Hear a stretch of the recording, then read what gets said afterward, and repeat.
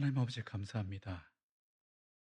오늘도 선선한 날씨가 우리에게 허락되어졌습니다.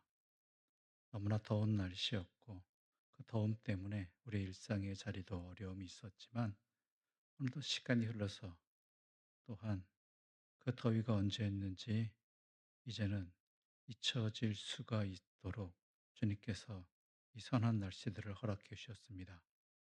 물론 아직은 더운 날씨이지만 조금 달라진 것이 우리의 삶에 이렇게 커다랗게 영향을 미칠 줄 몰랐습니다. 마찬가지로 주의 말씀이 나의 삶에 조금이나마 더 깊이 뿌리 내려진다라면, 그리고 그 말씀대로 살아가고자 하는 우리의 간절한 기도와 노력이 함께 조금이라도 있다라면 우리의 삶이 어떻게 달라질지 깨닫게 되는 그러한 날씨들입니다.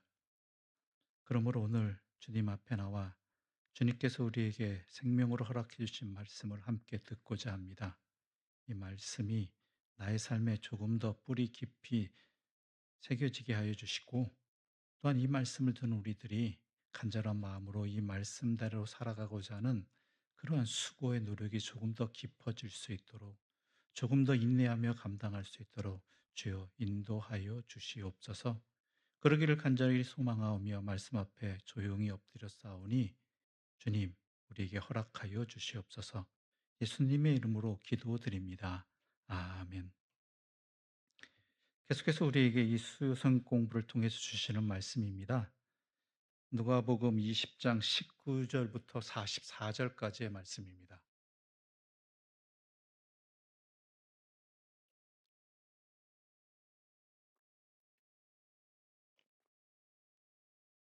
누가복음 20장 19절부터 44절입니다. 한 절씩 나눠 읽도록 하겠습니다. 서기관들과 대제사장들이 예수의 이 비유는 자기들을 가리켜 말씀하심인 줄 알고 즉시 잡고자 하되 백성을 두려워하더라.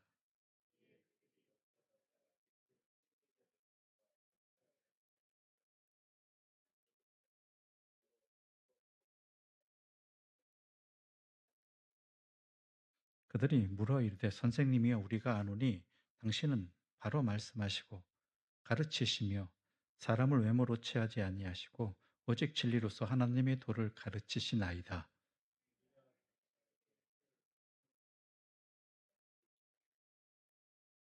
예수께서 그 관계를 아시고 이르시되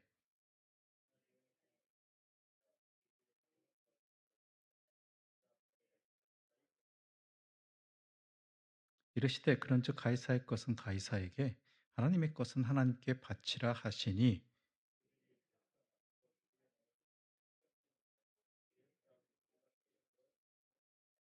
부활이 없다고 주장하는 사두개인 중 어떤 이들이 와서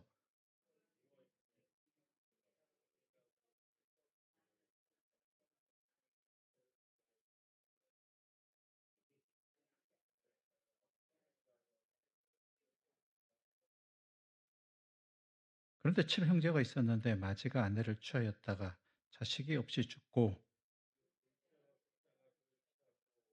일곱이 다 그와 같이 자식이 없이 죽고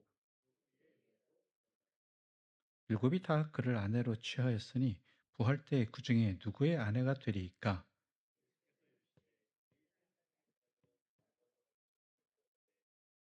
저 세상과 및 죽은 자 가운데서 부활함을 얻기에 합당히 여김을 받은 자들은 장가가고 시집가는 일이 없으며,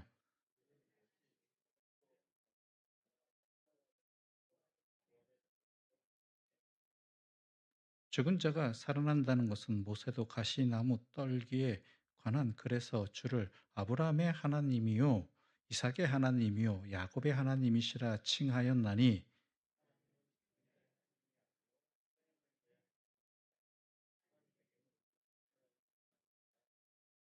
서기관 중 어떤 이들이 말하되 선생님 잘 말씀하셨나이다 하니, 예수께서 그들에게 이르시되 사람들이 어찌하여 그리스도를 다윗의 자손이라 하느냐?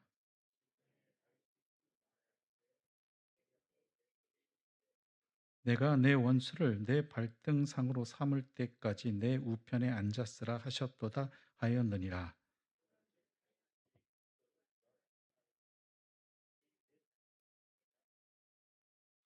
아멘. 공생의 마지막으로 6월절에 올라가셔서 성전에서 온갖 충돌을 일으키시지요. 그 충돌이라는 것들이 우리가 생각하는 그런 충돌이 아니라 바로 잡음이지요. 어찌 보면 강력한, 예수님께서 마지막을 시간을 앞에 두고 강력하게 하나님의 뜻을 밝히시는 자리였다라는 것이죠. 그래서 성전의 본질을 회복시키시려고 하였습니다. 성전의 본질, 즉 솔로몬에게 성전을 허락하시고 했을 때 내 집은 기도하는 만민이 기도하는 집이 될 것이다라는 그 성전의 본질이지요. 기도는 왜 하는가라는 것들은 뭐 우리가 또 다른 질문으로 이어져야 되겠지만, 기도, 그 결론부터 말씀드리자면 기도는요, 내가 하나님의 사람답게 살기 위해서 하는 것들입니다. 내가 하나님의 사람답게 살기 위해서. 물론 우리의 소원도 아뢰고 우리의 어려움도 아뢰고 우리의 원통함도 아뢰지만, 결국 그 모든 목적은 내가 하나님의 자녀답게 살기 위해서라는 것이죠.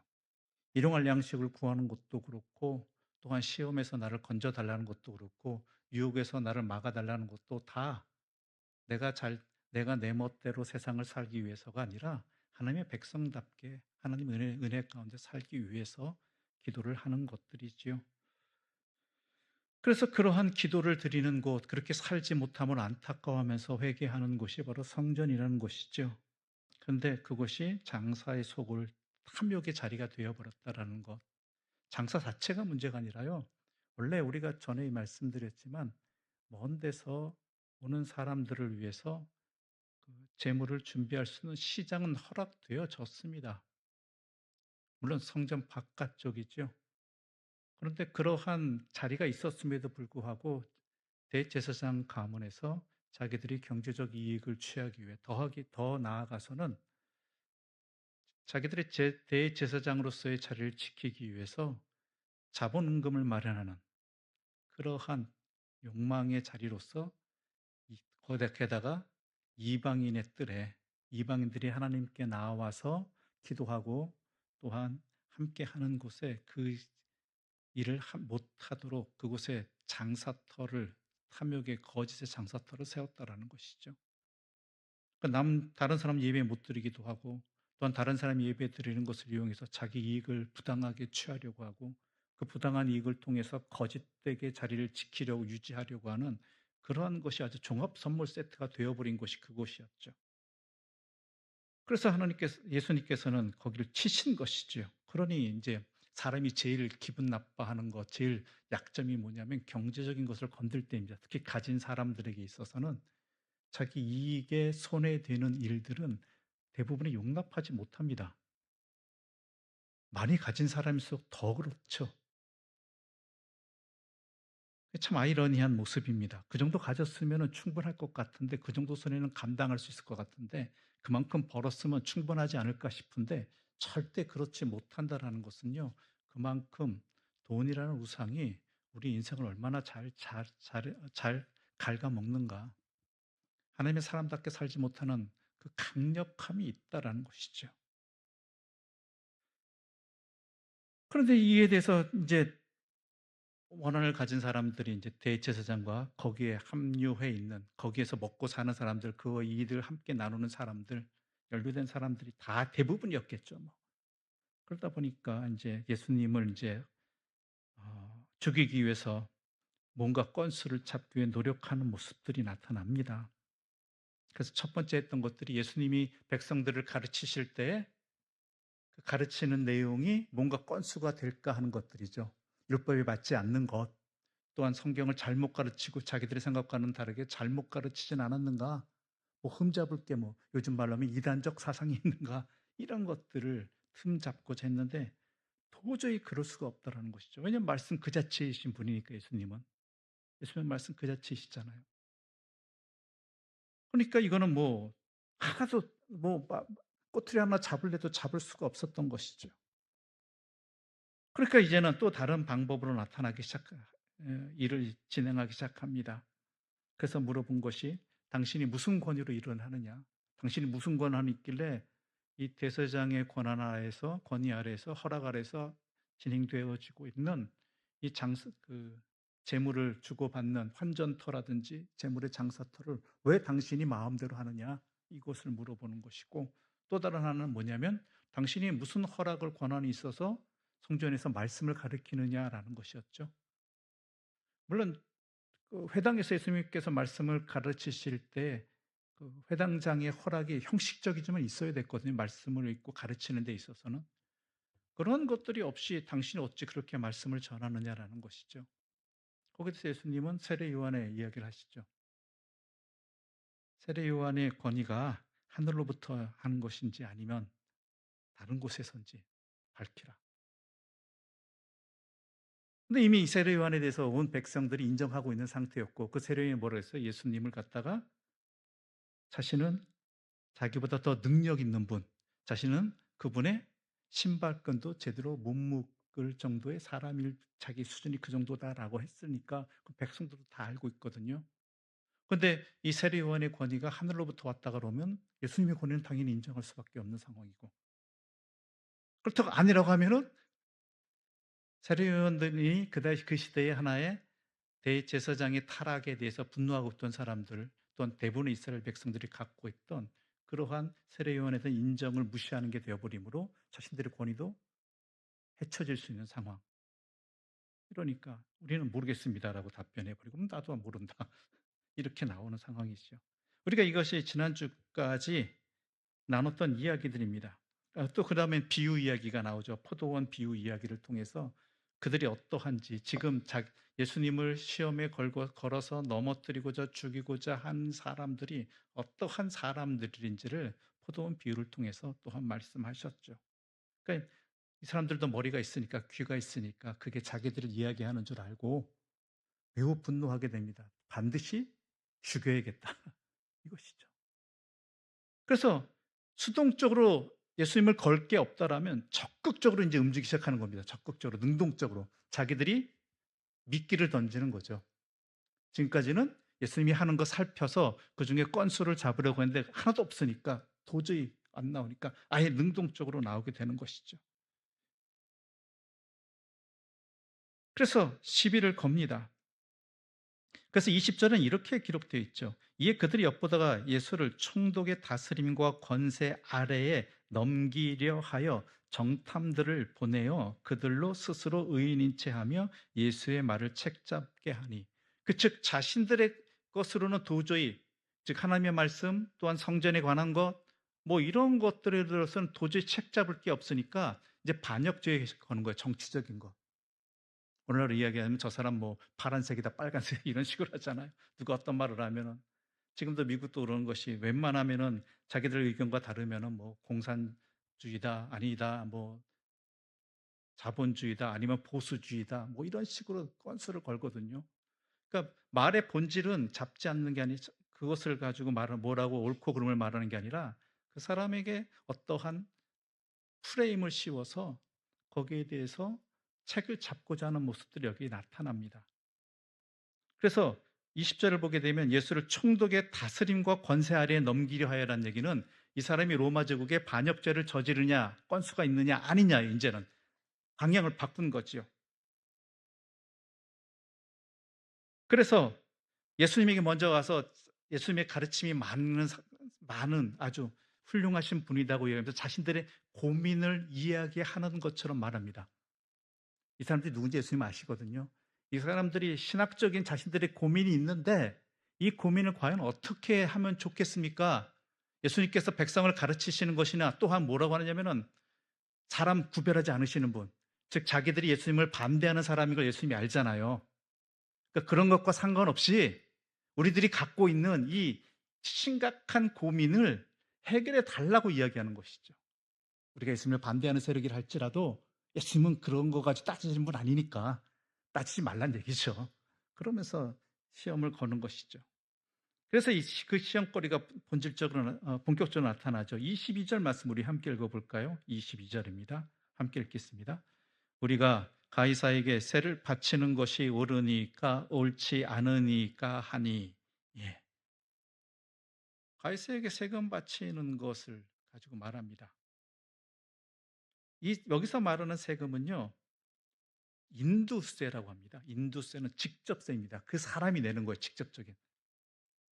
간접세가 아니죠. 당시 로마 제국에서는요, 식민지에 속해 있는 사람 중에서 14살에서 65세까지의 남자와, 여자는 더 빠릅니다. 좀 억울하죠? 여자는 12살 때부터 65세까지 여자입니다. 그래서 1년에 한 데나리온의 인두세를 부과했습니다. 일종의 주민세라고 해야 되나, 오늘날에서는. 얼마 전에 주민세들을 내셨겠죠? 고지서가 날아왔거나. 예. 아무튼 그래서 1년에 한 데나리온 내는 것이죠. 한 데나리온은 우리가 잘 익숙하게 잘 아시다시피 하루치 임금이죠. 하루치 임금. 그런데 이 인두세는요, 우리가 전에 앞서서 성전의 세금을, 그 세계를 바칠 때 두로의 은화를 바쳤다고 이야기했지 않습니까? 두로의 은화를. 기억이 안 나시는 분도 많으실 것 같은데, 예, 그랬습니다. 왜냐하면 신용성이 있었기 때문에, 무게를 덜 속이는, 그러니까 속일 가능성이 적은, 그 당시 인정받는 은화였거든요. 그러니까 그렇게 바치게 했듯이 이 로마 제국에 바치는 데나리온도요, 이 인두세도요, 로마 화폐의 데나리온으로 바쳐야 됐습니다. 원래 우리는 이해하기 힘들죠. 화폐면 다 화폐 하나이지라고 할 수 있겠지만, 지역마다 또한 지폐를, 정확히 말하면 지폐가 아니라 은화나 금화, 동화 이런 것들이죠. 이런 것들을 제조해내는 곳들이 여러 곳이 있었습니다. 인정만 받으면 돼요. 허락만 받으면 돼요. 그래서 속이는 일도 있었죠. 무게를 속이거나 아니면은 섞어서 한다든가. 그래서 그런 것들을 금하기 위해서 제재하는 요건 중에 하나가 뭐냐면, 아까 같이 말한 두로 지역에서의 화폐만 사용한다든가, 아니면은 오늘 본문에 나타난 것 같이 황제의 얼굴이 새겨진 로마 화폐를 공식적으로 인정하는 것이죠. 왜냐하면 황제 얼굴이 새겨진 이 화폐를 속이는 것은 반역죄거든요. 이건 철저하게 엄벌에 처하는 일들이거든요. 그러니까 로마 황제에게 새겨진, 상이 새겨진 이것이, 그러니까 화폐에 로마 황제의 상이 새겨져 있잖아요. 이건 우상 숭배라는 것이 이 당시 전통 유대인들에게 있어서는. 왜냐하면 당시 로마 황제는 자신들이 뭐예요? 신이라고 공공연히 말했거든요. 신의 아들 내지는 신 그 자체라고. 그러니까 단순한 지배자 개념이 아니라 신의 개념으로서 그 화폐에다가 자기의 상을 새기는 것이죠. 즉 어느 정도였냐면요, 당시 이 본문의 당시 데나리온 앞면에는요, 티베리우스 황제의 얼굴과 그 글이 새겨진데, 그 글이 뭐였냐면은 티베리우스 카이사르 신의 아들 존엄한 자라는 글귀가 새겨졌습니다. 그러니까 황제에게, 당시 로마 황제에게 중요한 것이 하나, 몇 가지가 있었는데, 그 혈통이라고 해야 되나요? 그 신분에 대한 것. 첫 번째 뭐냐면 카이사르의 혈통을 잇고 있느냐 아니냐. 시저라고 우리들 영어식으로 표현하면 그렇죠. 율리우스 시저, 카이사르. 그러니까 중요한 게, 당시 황제들은 카이사르와 혈통적으로 관계가 있다라는 것이 하나의 정통성 같은 거였어요. 그 다음에 또 하나가 신의 아들, 신의 혈통이라는 것이죠. 신의 혈통. 혈통 많아 좋겠습니다. 또 하나가 뭐냐면은 존엄한 자, 아우구스투스 황제의 칭호죠. 황제란 칭호는 따로 없었습니다. 카이사르로 부르거나 아니면 아우구스투스라고 불렀어요. 첫 번째 아우구스투스는 우리가 알고 있는 카이사르의 양자였던 옥타비아누스죠. 그가 아우구스투스 황제라고 우리는 보통 말을 합니다. 아무튼 그 혈통이거나 그 직위를 가진 사람이라는 거죠. 그 글귀가 새겨져 있다는 것이죠. 그뿐만 아니라 뒷면에는요, 어, 리비아라는 여 그 뭐냐면 황제 어머니의 그 상이 새겨졌는데 그 중요한 게 뭐냐면 최고의 제사장이라고. 그 어머니를 최고의 제사장 이런 식으로 표현했다는 것이죠. 그러니까 이러한 문구들과 그 의미가 정통 유대인들, 유대교인들에게서 이건 우상 숭배의 증거예요. 우상의 증거예요.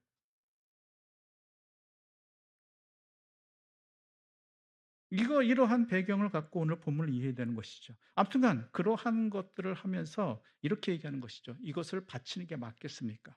바치지 말라면 뭐예요? 로마에게 반역하는 자죠. 이거는 총독의 힘을 빌어서 죽일 수 있는 거예요. 그렇죠? 그 바치는 게 옳다라고 그러면 이거는 율법을 어기는 자예요. 하나님의 말씀을 우상을 숭배하지 말라는 하나님의 말씀을 어기는 거예요. 그러니까 반율법주의자, 율법의 말씀을 어기는 당신이 어떻게 하나님의 말씀을 가르칠 수 있겠느냐? 지금까지 가르친 모든 것들은 모순이다. 자격이 없다. 이런 식이 되어버리는 것이죠. 그러니까 뭐 양쪽 다 어디든 걸리게 되어 있는 거예요. 어디든 걸리게 되어 있는 이 상황이 되어버리는 것이죠.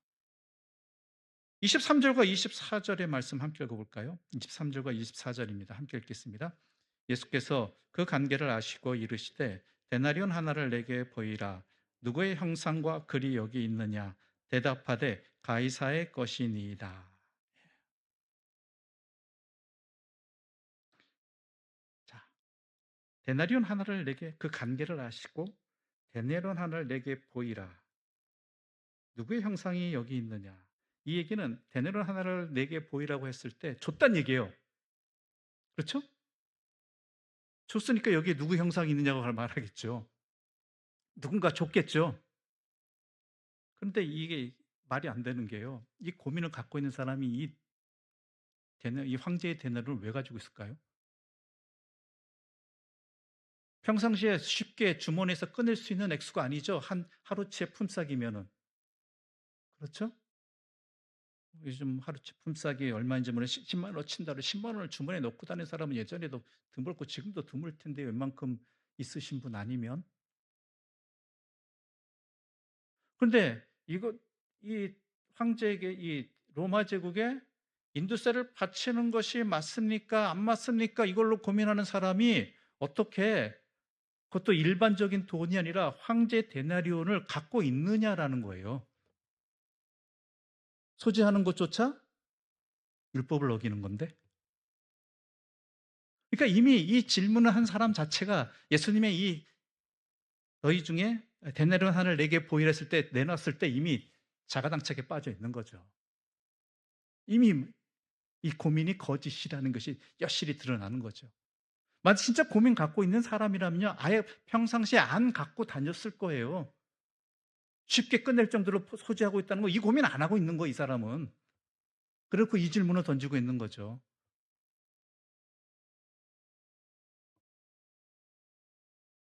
그러니까 이미 여기서 탄로가 난 거죠. 여기가 관계를 아셨다라는 것은 그들이 주머니에 이 어떤 것들이 이들이 갖고 있는지, 어떻게 평소에 생활하는지, 함부로 쉽게 가지고 다닐 수 없는 큰 액수의 돈을 쉽게 내놓을 정도로 갖고 다니면서 이게 무슨 고민이냐고. 그거 가지고 마치 심각한 고민하는 것처럼, 그래서 예수님을 반대하는 사람이지만, 예수님을 죽이려고 하는 사람들이지만 이 고민을 주님께서 해결해 주시기를 간절히 바라는 마음으로 그 모든 것을 극복하고 질문을 던지는 것처럼 말한다는 자체가 이미 잘못됐다라는 것이죠. 이미 빤히 보이는 것이라는 이야기죠.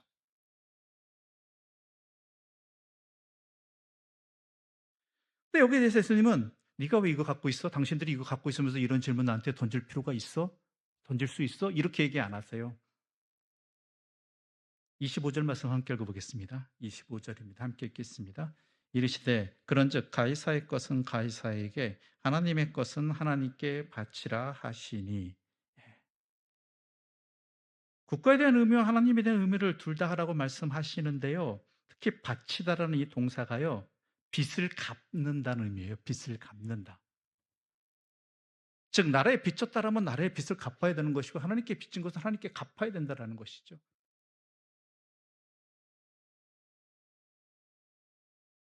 물론 이것을 정치적으로 이용해서, 이 구조를 이용해서 악한 지도자들이, 정치적인 지도자들이 이것을 이용하는 구조이지만, 중요한 것은 우리 하나님께서 허락해 주신 국가에서 살고 있다라면 그 국가에 빚진 것이 우리에게 있고, 그 국가에 대해서 우리가 살 수 있도록 해주는 그런 것은 갚아야 되고, 우리가 또한 하나님의 사람으로 하나님께 빚진 사람들이므로 하나님께 갚아야 될 것은 하나님께 갚아야 된다는 것이죠. 근데 문제는 우리는 빚졌다고 생각을 안 하는 것이죠. 화장실 들어갈 때하고 나올 때하고 다르잖아요. 혜택 누릴 때는 다 누리고 나중에 그 혜택에 대한 어떠한 대가를 치러야 되거나 아니면 어떤 보응을 해야 될 때는, 나라가 나한테 뭐 해준 게 있다고 나한테 세금을 걷어가느냐, 또한 하나님께서 왜 나에게 그렇게 헌금을 요구하시느냐, 이런 식의 교만한 자리에 들어서 보게 된다는 것이죠. 그리스도인이 항상 잊지 말아야 될 것은 우리가 은혜를 입은 자라는 것입니다.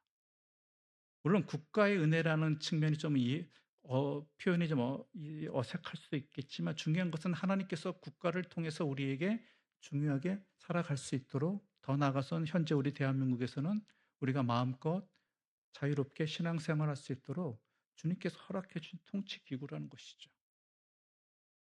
그렇다면 그에 물론 부당한 것은 부당하다고 말을 해야 됩니다. 그러나 빚진 것에 대해서는 갚아야 된다는 것이고, 우리가 하나님의 은혜로 살아간다면 또한 은혜에 대해서 하나님께 당연히 응답을 해야 되죠. 그러니까 여기서 중요한 건 뭐예요? 내가 빚진 자라는 걸 놓치면 안 된다는 것이죠. 물론 사람들이 남의 빚 갚는 걸 그렇게 좋아하진 않는 것 같습니다. 자기가 여행하고 자기 먹고 자기 풍요롭게 지낼 돈은 있어도요, 남의 빚 갚는 거는요, 참 내 앞가림부터 먼저 하려고 하죠. 그게 빚진 자의 마음은 아닌데요. 그래서 화장실 들어갈 때랑 나올 때랑 다르다고는 이야기가 바로 이것이겠죠. 아무튼간 예수님께서는 명쾌하게 그리스도인이 취해야 할 자세가, 삶의 자세가 하나님의 은혜를 힘입은 자라면, 하나님의 다스림을 믿는 자라면 어떻게 살아야 되는지에 대해서 분명하게 다시 한번 말씀해 주시지요. 그러자 두 번째로, 또 오늘 본문에선 두 번째죠. 이미 시험 계속 태클이 들어오니까요. 또 다른 사람들이 합니다. 예수님을 죽이고자 하는 데에는 앞장서는 사람들이 참 여럿인 것 같습니다. 우리 27절 말씀 함께 읽어보겠습니다. 27절입니다. 함께 읽어보겠습니다. 부활이 없다고 주장하는 사두개인 중 어떤 이들이 와서, 어떻게 유대교를 믿는 사람 가운데 부활을 믿지 않을 수가 있을까? 라고 생각할 수도 있겠지만은 안 믿었습니다, 이 사람들은. 우리가 잘 알다시피 유대교회는 예수님 당시에 3대 종파가 있었다고 그러죠. 대표적으로 3대 종파. 또 그 외에도 여러 교파들이 있었겠죠. 바리새파, 사두개파, 에세네파. 에세네파는 사람들의 삶의 자리에서 깊숙이 다가오진 않았으니까, 좀 구별된 삶을 살았으니까 차지하고, 사람들의 삶에 가장 깊이 들어와서 영향을 미친 게 바리새파하고 사두개파입니다. 바리새파는 사람들의 존경을 받았지요. 율법을 철저히 지키고자 했고, 그러다 보니까 어찌 보면은 손해도 볼 수 있는 그러한 삶의 자리가 있었습니다. 그럼에도 불구하고 말씀대로 살려고 애썼던 사람들이죠. 그래서 당시 경제적, 사회적으로는 중상층, 그래도 잘 사는 사람들 쪽에 속했죠. 근데 사두개파는 최상위층이었습니다. 왜냐하면 로마하고 타협해서 자신들의 권력을 가지고 있었거든요. 이 사람들에게 중요한 것은, 바리새인은 부활을 믿었어요. 왜냐하면 율법을, 하나님의 말씀을 철저히 연구하다 보면은 부활에 대해서 이야기가 계속 나오거든요. 그러니까 그 말씀대로는 부활을 믿는다는 거예요. 부활이 반드시 있다. 근데 사두개파는 핵심이 뭐였냐면은, 자기들은 성경 중에서 모세 오경만 믿는다예요. 모세 오경만. 구약성경 중에서, 물론 구약성경 중에 모세 오경만, 나머지는 성경으로서 권위를 인정하지 않아요. 그런데 모세 오경에 부활에 대한 명확한 내용이 없다라는 것이죠. 그러므로 부활은 존재하지 않는다. 이것이 그들이 가지고 있는 기본적인 생각이었습니다. 그러니까 중요한 건 이들에게 뭐예요? 죽음 이후의 삶이 아니라 지금 여기에서 어떻게 잘 사느냐, 내 삶을 누려가느냐라는 거예요. 그러니까 정치로도 야합을 하는 거예요, 지금 이 자리에서. 그러니까 대제사장으로서 자기들의 자리를 지키기 위해서 로마 제국과 타협도 하고 돈도 주고 이런 부당한 일도 행하는 것이죠, 잘 살기 위해서.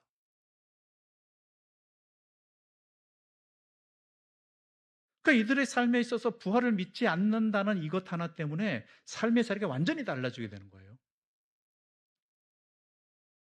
그래서 그리스도인에게 부활의 신앙이 참 중요합니다. 부활의 신앙을 항상 그러니까 우리에게 반드시 우리가 항상 놓치지 말고 가져야 되는 신앙의 자리가 몇 군데가 있는데요. 그중에 하나가 부활 신앙이고요. 하나가 마라나타 신앙, 종말 신앙입니다. 두 개는 연결될 수밖에 없지만 굳이 구분한다라면 이 세상이 전부가 아니라는 것이죠.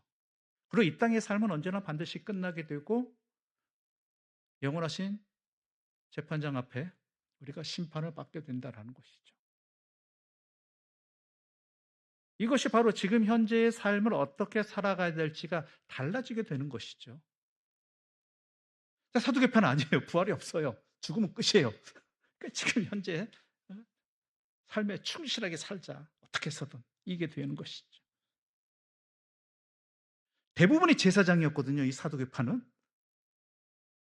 그럼에도 불구하고 부활을 안 믿어. 왜냐하면 모세오경이 없다예요, 그 내용이.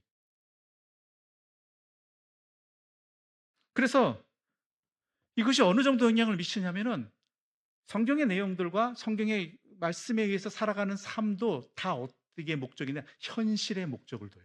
지금 현재에만.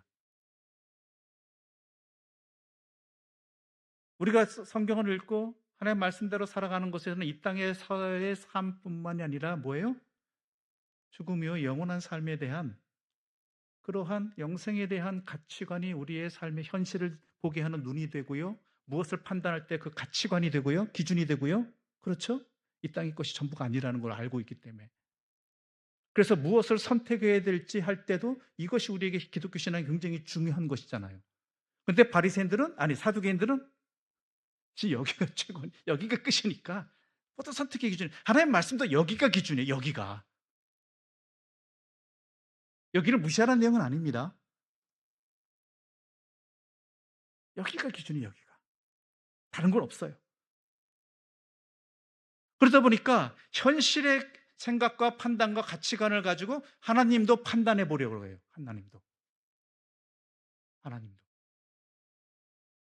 현실적인 것들로 모든 하나님도 이러신 분이다 저러신 분이다 판단해 버리는 것이죠.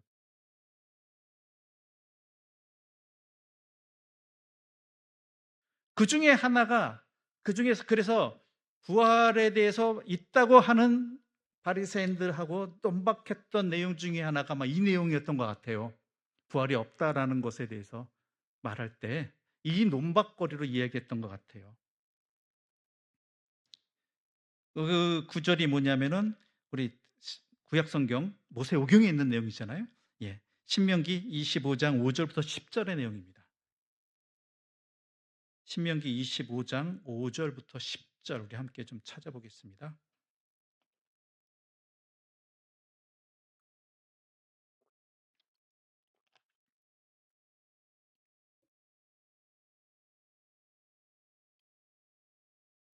신명기 25장 5절부터 10절입니다.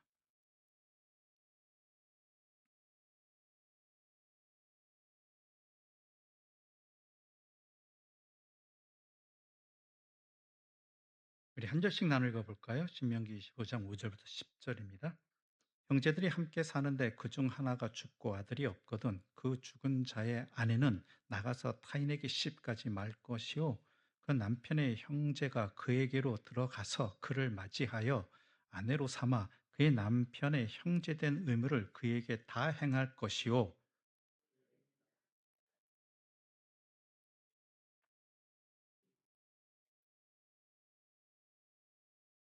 그러나 그 사람이 만일 그 형제의 아내 맞이하기를 즐겨하지 아니하면 그 형제의 아내는 그 성문으로 장로들에게로 나아가서 말하기를 내 남편의 형제가 그의 형제 이름을 이스라엘 중에 있기를 싫어하여 남편의 형제된 의미를 내게 행하지 아니하나이다 할 것이요.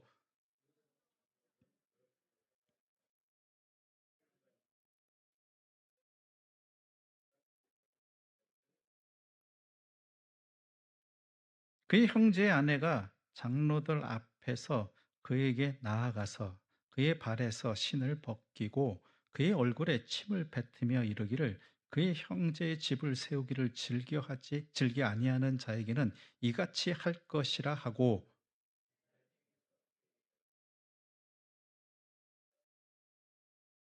예. 이게 신명기에 기록된 내용입니다. 이것 가지고 이야기를 하는 것이죠. 이 질문, 즉 계대 결혼법 내지는 뭐 수혼법이라고 부르기도 하는데요. 뭐 그건 기억하실 필요가 없고 이런 법이 있다. 왜냐하면은 그 시대의 상황을 이해해야 된다라는 것이죠. 첫 번째로 우리가 먼저 전제를 알아야 될 것은 하나님께서 이스라엘 지파들에게 각 지파별로 각 가문별로 땅을 제비 뽑아 허락해 주셨죠. 그리고 그 땅은 그 가문이 지켜야 됩니다. 그렇죠? 각 가족별로 다 있겠죠. 그 땅은 다른 지파나에게 넘어가서는 안 되는 일들이죠. 또 하나가 뭐냐면 당시 여성에게 있어서 자신의 삶을 가장 인간답게 살아갈 수 있는 그 거의 유일하다시피 한 방법 중에 하나가 당시에는요, 미안하지만 결혼입니다. 결혼해야지 진짜 여성으로서 여성이 인간답게 살 수 있는 그 길이 허락되어지는 그러한 사회였습니다. 그런데 만일 결혼을 했는데 형이 죽잖아요. 그 남편이 죽으면 그 형제가 있게 하는 것이죠. 왜냐하면 그 가문을 이어야 되거든요. 가문이 있는 것뿐만 아니라 그 땅을 이어야 되거든요. 근데 이제 그의 동생이 결혼하지만 결혼을 한다고 해서 하는 것이 해서 이 형제에게 좋지 않은 게 뭐냐면 결혼해서 아들을 낳잖아요. 첫 번째. 그럼 그 아들은 자기 아들이나 누구의 아들이에요? 이미 죽은 형의 아들이 되어서 그 가문을 잇게 하는 것이죠. 그러니까 그것을 잘 이해해야 됩니다. 왜냐하면 중세 유럽이나 그 근세 유럽에서 그 각 진짜 우리가 그 역사를 공부하면 좀 무슨 놈의 이 각 나라별로 땅들이 자기 땅들이 아닌 게 있어요. 예를 들면 백년 전쟁 같은 것도 그런 경우죠. 영국 가문하고 프랑스 가문, 뭐 합수로 가문에서 서로 땅이 자기는 한 나라 프랑스 안에 영국 땅이 있어요. 그리고 또 뭐 오스트리아 땅도 합스부르크니까 땅도 있고. 왜냐하면 유산을 나눠줬을 때 왕가에서는 그 아들에게 주기도 하지만 딸들에게도 주기도 하거든요. 영지를. 근데 남편하고 그 결혼했을 때 그 땅 영지가 합해지거든요. 근데 남편이 죽잖아요. 옛날엔 더 전쟁 때문에 일찍 죽고 하다 보면은 그 소유가 다 여인의 소유가 됩니다. 근데 그 땅을 탐내는 세력은 어때요? 이 여인하고 결혼해서 그 땅도 함께 소유하려고 한다는 것이죠. 이게 유럽의 온갖 혼란이 이어지게 되는 것입니다. 근데 이때는 그런 개념이 아니죠. 그 가문의 땅은 그 가문에서 그 형제에게 지켜야 됩니다. 근데 이것이 둘째도 그렇고 셋째까지도 안 가요. 뭐 지키기 싫어해요. 성경에도 그러잖아요.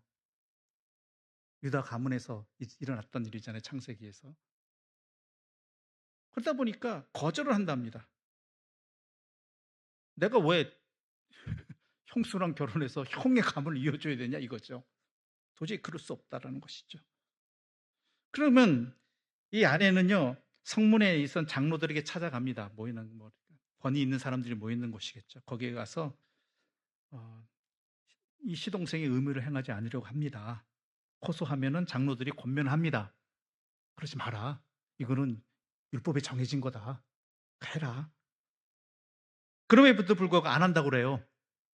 그러면 오늘 본문에 아까 신명기 읽었지만은 그의 신을 벗기고 얼굴에 침을 뱉으며 말하기를 자기 형의 가문을 세우기를 원하지 않는 사람은 이렇게 된다라고 선포하게 된. 침 뱉는 건 굉장한 모욕이거든요. 그 모욕은 계속 이어지는 겁니다. 그 사람에 대해서 율법을 어긴 자 또한 가문의 의무를 저버린 자가 되어버리는 것이죠. 이럴 정도로 분명히 지키게 했던 건데 실제로는요. 예수님 당시에 이것이 약 오랜 시간이 흘러서 그런지 반대하는 사람이 많아서 그런지 이 제도는 잘 지켜지지 않았다고 합니다. 근데 당시 사두개인들이 부활을 믿는 사람들에게 논박했던 질문 중에 하나가 이거예요. 칠형제가 있는데 누구의 아내가 되냐 이거 죽은 다음에 부활이 있다라면 나중에 부활해서 이 여인은 누구의 아내냐 이거죠. 여러분 뭐라고 답변하시겠습니까? 누구의 아내입니까? 가장 오래 산 사람? 응?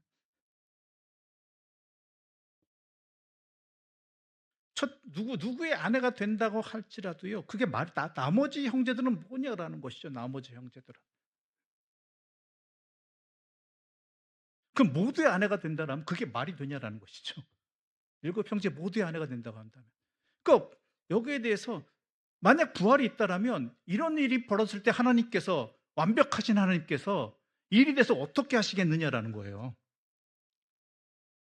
분명히 계대혼도 하나님이 명령하신 거고 그래서 이런 일이 벌어졌다라고 한다면 이런 혼란스러운 상황이 벌어지는데 혼란을 넘어서서 답변을 할 수가 없는 상황이 벌어지는데 하나님이 그런 거를 용납하시겠느냐라는 것이죠. 그러니까 부활은 없다예요. 이삼주장. 거기에 다 부활이 있다라면 그럼 누구의 아내인지 하나님이 이 일을 어떻게 처리하실 건지 답변해봐라 이거예요. 이 질문거리가 아마 전통적인 질문이었던 것 같아요. 예수님께서 질문을 던지는 거죠. 이 질문의 의도는 예수님을 흔들려는 것이죠. 권위를.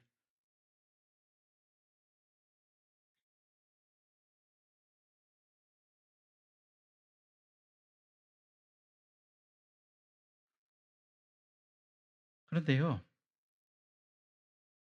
예수님이 여기서 이야기하시는 게 이거죠.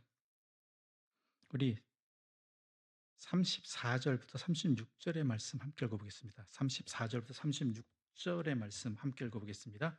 예수께서 이르시되 이 세상의 자녀들은 장가도 가고 시집도 가되 저 세상과 및 죽은 자 가운데서 부활함을 얻기에 합당히 여김을 받은 자들은 장가가고 시집가는 일이 없으며 그들은 다시 죽을 수도 없나니 이는 천사와 동등이요 부활의 자녀로서 하나님의 자녀임이라. 무슨 뜻인 것 같습니까? 결론부터 말씀드리자면요. 다시 죽음 이후의 삶을 시간의 연장으로 생각하지 마라. 이 세상의 삶이 연장된다고 생각하지 말아라는 거예요. 무슨 인생에 1막이 있고 2막이 있고 그렇게 생각하지 이 세상의 삶이 연장된다고 생각하지만 그거는 시간의 부활의 이후의 삶의 영생이라는 것은 영원하다는 건요. 단순히 시간의 연장이 아니라는 거예요. 아예 차원이 다른 삶이라는 거예요. 그러니까 이 세상에 살아가면서 장가고 시가하는 걸로 그런 걸로 판단 기준 삼지 아예 차원이 다른 삶이라는 거예요. 우리가 그러잖아요. 그때 뭐 우리가 다시 죽은 애 부활하면 언제 때로 부활할까? 몇 살 때로? 몇 대? 또 농담처럼 하는 얘기지만 이거 다시 부활하면 지금 다시 남편으로 인정해야 되나? 맞아야 되나? 이런 생각을 했는데 그런 거는 차원이 다르다. 그런 차원의 삶이 아니라니까요. 차원이. 그런 삶이 아니라는 거예요.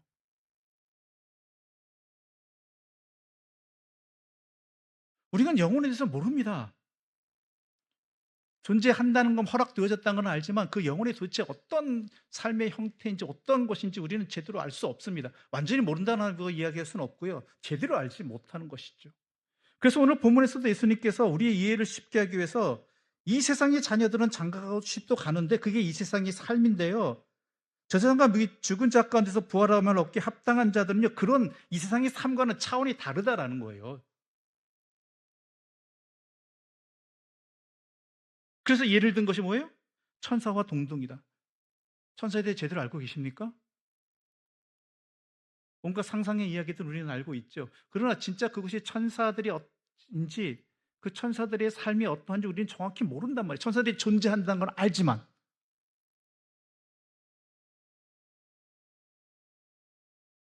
그래서 부활의 자녀로서 하나님의 자녀로 산다. 이건 확실하다. 부활의 생명으로 하나님의 자녀로 산다라는 건 분명하다라는 것이죠. 모르겠습니다. 지금 사랑하는 배우자와 같이 만날런지 같이 살지 안 살지는 모르겠습니다. 안 산다가 아니에요. 모르겠다예요. 모르겠다. 왜냐하면 단순한 시간의 연장이 아니고 이 세상의 연장이 아니니까.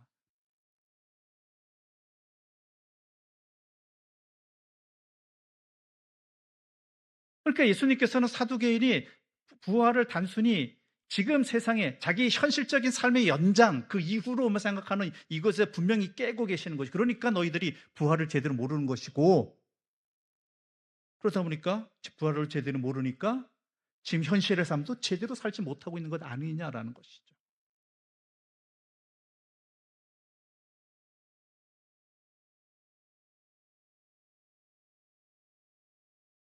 그러면서 부활의 증거를, 그럼 너희들이 모세 오경에 부활의 증거가 기록이 없다고 해서 부활을 인정하지 않는데, 성경에 이런 구절이 있다. 37절과 38절의 말씀 우리 함께 읽어볼까요? 37절과 38절입니다. 함께 읽어보겠습니다. 죽은 자가 살아난다는 것은 모세도 가시나무 떨기에 관한 글에서 주를 아브라함의 하나님이요 이삭의 하나님이요 야곱의 하나님이시라 칭하였나니, 하나님은 죽은 자의 하나님이 아니요 살아있는 자의 하나님이시라. 하나님에게는 모든 사람이 살았느니라 하시니. 이 본문의 내용이 어디 나오는 거냐면요, 모세가 그 하나님께 사명을 받을 때 가시나무 떨기를 에서 만나잖아요, 하나님을. 그때 그 내용입니다. 근데 여러분께 하나 질문 던지고 싶은 거는, 이때 이 모세가 이 사명을 받을 때 가시나무 떨기 앞에 있을 때 앞서 말한 아브라함, 이삭, 야곱은 살아 있었을까요? 죽어 있었을까요? 이 땅에서. 이 땅에서. 살아 있어. 이것도 어렵습니까? 죽었죠. 이미 죽은 지 너무 오래된 사람들이죠. 그런데 성경 본문에 의하면요, 이것을 과거형으로 얘기 안 하고 현재형으로 얘기한다는 거예요. 모세오경 원어 글을 보게 되면, 즉 아브라함도 이삭도 야곱도 살아 있고 그 하나님이시다라고 이야기한다는 것이죠. 현재형으로. 즉 이 땅에서 아브라함과 이삭과 야곱은 죽었습니다. 그러나 지금 현재 모세가 하나님의 말씀을 들을 이 당시에 아브라함과 이삭과 야곱은 부활의 생명으로서 하나님과 함께 살고 있다라는 의미가 이 모세오경 속에 이미 기록되어 있지 않느냐, 왜 이걸 제대로 안 읽느냐라는 것이죠. 이미 죽은 자라면은 과거에 아브라함이 하나님이셨고, 그렇죠? 예전에 이삭의 하나님이셨고, 옛적에 야곱의 하나님이셨던 그 하나님이라고 얘기를 하는데, 지금도 살아있는 것처럼 살아있는 표현을 쓴단 말이에요.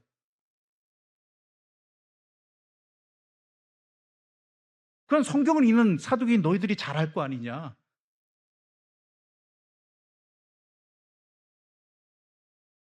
이미 모세 이전에 이 땅에서 살면 이 죽은 지 오래된 아브라함, 이삭, 야곱을 이렇게 하나님께서 직접 하나님께서 얘기하시는데, 그렇게 어찌 너희들은 부활이 없다라고 말하고 있느냐라는 것이죠. 모세경이 없다고요? 모세경 그 주인공이 모세한테 하는 이야기인데요. 하나님이 하신 이야기인데.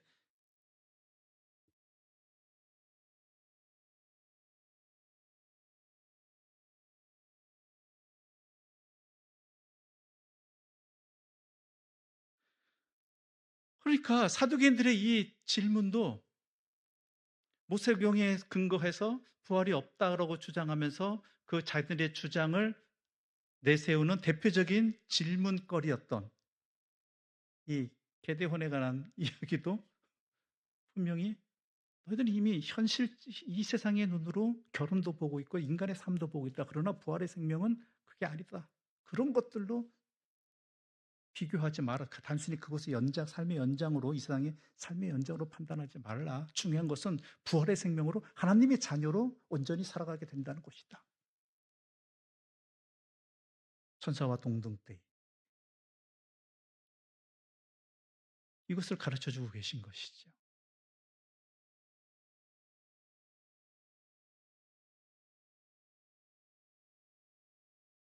게다가 또 이렇게 말씀하십니다. 41절부터 44절 말씀 함께 읽어볼까요? 41절부터 44절입니다. 함께 읽어보겠습니다. 예수께서 그들에게 이르시되 사람들이 어찌하여 그리스도를 다윗의 자손이라 하느냐, 시편에 다윗이 친히 말하였으되 주께서 내 주께 이르시되 내가 내 원수를 내 발등상으로 삼을 때까지 내 우편에 앉았으라 하셨도다 하였느니라.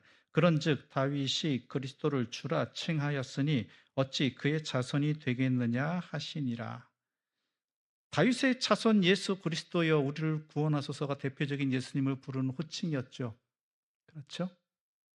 근데 그것도 잘못됐다는 거예요. 다윗의 자손이 될 수 없다는 거예요. 주인데. 물론 예수님은 육신적으로는 뭐예요? 다윗의 자손이에요. 그렇죠? 우리가 내일 모레부터 새벽에 룻기를 함께 읽게 되는데 거기서 이제 다윗 가문의 이제 본격적인 모습이 나타나지 않습니까? 육신적으로는 다윗의 자손이라 할지 모지만 예수님은 부활의 생명이시잖아요. 하나님 그분 자체시잖아요. 그러니까 그 차원으로 이해된다라는 것이죠. 어찌 다윗의 자손이라 말하느냐?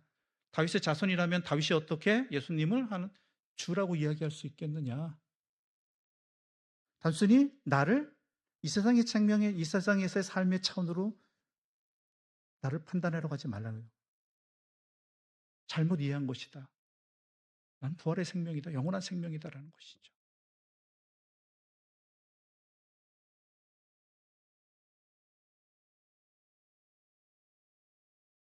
아무튼 예수를 시험에 걸고 넘어지고자 하는 주된 목적은 뭐였습니까?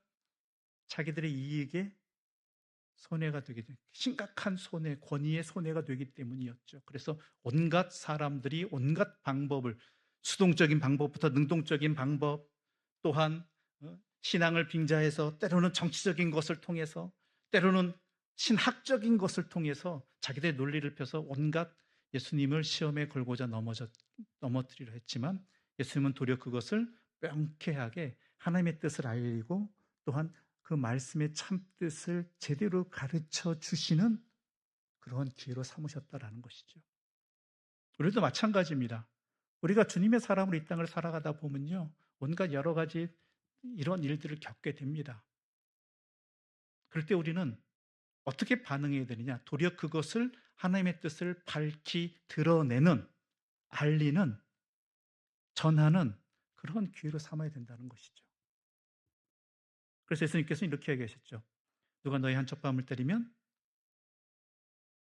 어떻게 하고요?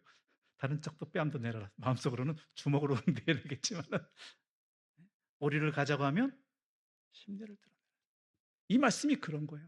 누가 너를 시험에 걸려고 또한 너에게 손에 끼치려고 또한 자기 이익을 위해서 그렇게 나온다 할지라도 그것을 도리어 하나님의 뜻과 하나님의 사랑을 제대로 전하는 기회로 삼으라는 것이죠. 그게 승리하는 길입니다. 그게 도리어 하나님의 하나님 되심을 나타낼 수 있는 기회가 되는 것이죠.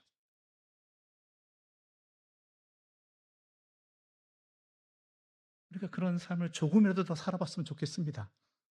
그럴 수 있을 수 있도록 간절히 기도하십시다. 그거는 분노가 내 눈을 가리기 전에 또한 분노까지는 아니더라도 손해 보기 싫은 이것이 내 판단을 그르치기 전에 이것을 하나님 앞에서 어떻게 봐야 될까? 하나님께서 이것 통해 우리가 어떻게 하기를 원하시는가? 정 모르겠으면 침묵하시면서 기도하십시오. 속은 끓겠죠. 답답하겠죠. 그러나 주님은 아시고 또한 그것이 헛되지 않게 하시는 분이십니다. 그래서 믿는 믿음 안에서 우리가 우리 주님의 뒤를 따라가며 주님의 하신 삶의 방법들을 살아갈 수 있는 그런 하나님의 자녀로 부활의 생명을 살아가는 삶을 살아가는 주님의 사람들 되시기를 간절히 소망합니다. 기도드리겠습니다. 하나님 아버지 감사합니다. 오늘 우리들에게 이 말씀을 주셨습니다. 참 힘든 것 같습니다. 그러나 우리에게는 우리 힘으로 하는 것이 아니라 하나님께서 우리에게 능력을 주심을 믿습니다. 하나님이 이루심을 믿습니다. 그 믿음 가지고 자기 십자가를 지게 하여 주시옵소서. 때론 늦더라도, 때론 답답하더라도, 더 나아가서 더한 것을 손해본다 할지라도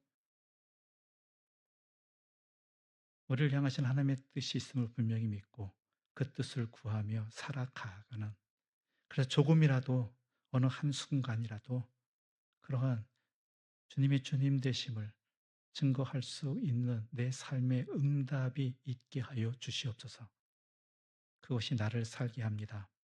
겨자심 하나 믿음이 있다 할지라도 이 이 산을 들어 저 산을 저쪽으로 옮길 수 있다는 그 말씀이 이러한 말씀인 줄 분명히 알고 겨자씨만큼이라도 믿음으로 또한 살아가게 하여 주시옵소서. 예수님의 이름으로 기도드립니다. 아멘. 하늘에 계신 우리 아버지, 아버지의 이름을 거룩하게 하시며 아버지의 나라가 오게 하시며 아버지의 뜻이 하늘에서와 같이 땅에서도 이루어지게 하소서.